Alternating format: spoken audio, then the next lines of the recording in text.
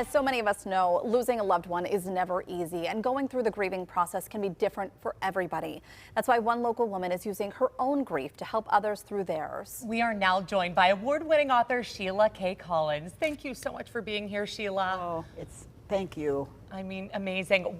Heather and I and Mikey have talked a lot about your story. We are so inspired by it. But for someone who doesn't know what you've been through, would you mind giving us a synopsis of your life? I know that'll just be so easy. Right. Well, actually, I think maybe to focus on the fact that this book is just coming out, this book was inspired by the one I wrote first, which was using the arts to grieve in terms of write about it, reflect on it, things that authors know, or writers know, even if you're just writing in your own journal. Yeah. And then people were like, oh, well, thank you very much. And, you know, they were afraid to, so it's interesting we're on the talk show because we need to talk about some of these things. Yeah. So you've had a lot of deep grieving happen, losing two of your adult children, and walk us through how you learned to grieve through the arts. Well, I didn't realize, people would say, well, how are you, you know, and I'm thinking, well, but the reason I think I wrote originally about it was because there were a lot of things that we don't talk about, so we don't know. Right. And even if you're a professional like I was, so many things, and I had things wrong. We have things wrong. Like what? What do you think was wrong in the grieving process? So one of them is, I can show you, think of it in visual. So the visual is stair steps, and we climb these steps, and we have anger, and the 7 steps that we all have heard. Everybody keeps talking about that, and of course, then you get to the top, and you're supposed to dust your hands off, and you're done. Except nobody is. So now you feel bad about yourself. Right. Or you feel bad about your mother who's not doing it that way either. Yeah. So one of the things was to have a different image. So this is the image. This is the image. It's a spiral. Yeah. It really is. Grief is a spiral. Yeah. So, and it comes around on the anniversary. You're talking about Mother's Day. What about the people whose mothers are not with them? Sure. Right. So here we go.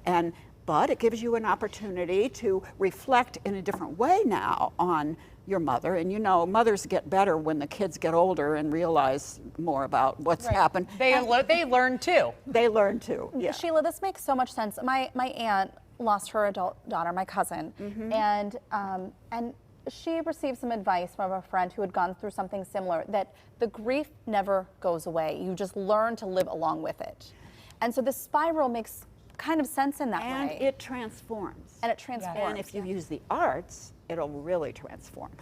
Well, yeah, tell us more about that, because I know that it's the most common feeling that a human can go through is grief. Unfortunately, that's something that every human can relate to. Exactly. So how would you suggest kind of getting started? Well, so when when my other book came out, I was in an improv troupe, and we were at the Edinburgh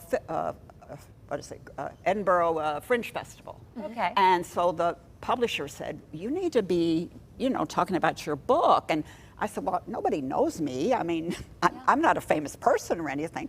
So what we did is we got the improv, because I was with an improv troupe. So I would read from my book something, and then they would, you know, because that's what you do. Okay, what does that mean to you? And you find your own stories. So that's what we're going to show you today, because doing this, there's a group of people here in Pittsburgh that I have been with since 2005.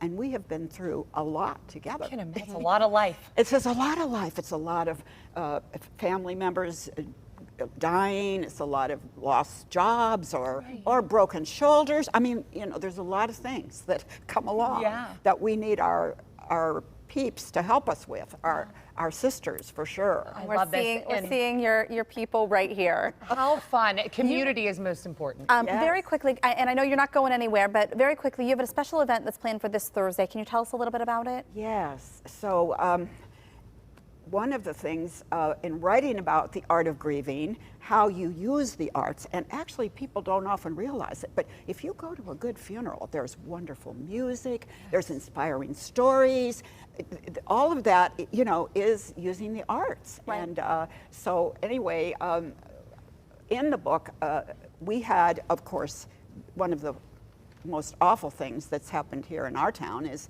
The Tree of Life. The Tree of Yeah. Life. Oh, terrible. And this happened.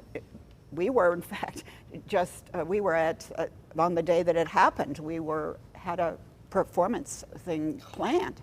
So and several of the people in my company are involved with this, and they were at a party before that. So we go through these big things, and then that impact everyone. Absolutely. And sometimes then we have our own things that haven't stopped. Right. They haven't had So so I think I'm very honored to be sponsored by the Tree of Life, the people that were working with the Tree of Life, which is the 1027 partnership. Right. Oh, great. Well, we're going to hear a little bit Yes. more about that coming up. And we cannot wait for our next segment. Coming up on Talk Pittsburgh, we're getting a glimpse of the performance art that has helped heal Sheila's wounds. That special dance is coming up after the break.